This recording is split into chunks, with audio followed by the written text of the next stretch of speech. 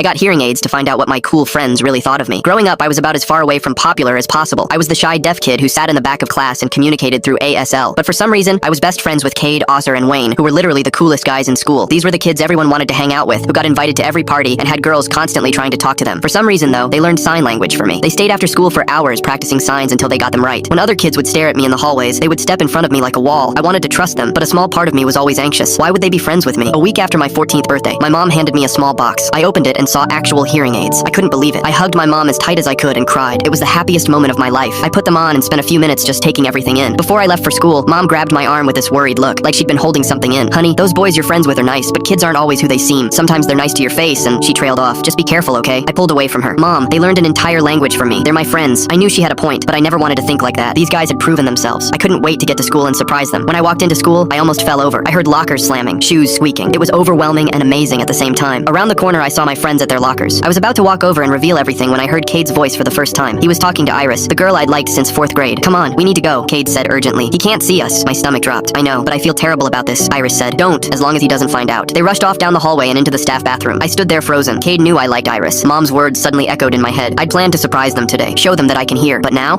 I needed to know what they were really saying about me. The rest of the day, my friends signed with me like normal. They kept asking what was wrong. I could see the concern on their faces, but I just kept thinking about what I'd heard. I didn't tell them anything. The next day before class, I spotted Cade and Iris by the water fountain. So, are you ready? Cade asked. I don't know, Iris said nervously. What if I can't do it? You'll be fine. We've done this 100 times. But what if he notices? He won't. Just meet me at lunch. They glanced around nervously before walking away. My chest hurt. They'd been planning this, and I was too stupid to notice. I started acting more distant with everyone, colder. My friends noticed immediately. Osser and Wayne kept signing, what's wrong? But I wouldn't explain. Maybe they were all in on it. Maybe I really was just the charity case. A couple days later, I caught Cade and Iris outside the cafeteria. Look, you're getting better, but it needs to be perfect, Cade was saying. What if I completely freeze up? Iris asked. Well, the dance is in 3 days, Cade said. You have to be ready by then. My eyes widened. That was the dance I'd been dreaming of going to with Iris for years. They were going to do something at it. I decided that's when I'd reveal everything. I'd show up, catch them, and drop the bomb. The next 3 days were torture. My friends kept trying to talk to me. They looked hurt and confused, but I couldn't tell them. On the day of the dance, I was at my locker. I was planning to avoid everyone until tonight. Then Iris walked up to me, alone. I looked at her confused, wondering why she was here. Had she realized her and Cade were caught? I looked behind her and saw Cade, Osser, and Wayne all watching from down the hall. Iris looked terrified and took a deep breath. Then out of nowhere, she started signing to me. I like you. She was concentrating on each letter. Will you go to the dance with me? Her hands were shaking. Her signing was rough and unpracticed, like someone who just learned. That's when it hit me. I couldn't believe it. Cade wasn't dating Iris. He was teaching her sign language because she likes me and wants me to go to the dance with her. My friends weren't betraying me. They were helping her tell me she liked me. I signed yes, so fast, Iris laughed. Then I spoke out loud. I'd love to go to the dance. Her eyes went huge. I pulled back my hair and showed the hearing aid. I got these 3 days ago. I thought you and Cade. I couldn't even finish. The guys were already running over. Dude, you can hear! They started hitting lockers and jumping around. I'd never seen them act this manic. They were always so nonchalant and cool. Seeing them drop that for me felt just as good as hearing. Fast forward 13 years. Iris and I are married. Cade was my best man. Osser and Wayne my groomsmen. My mom now trusts them completely.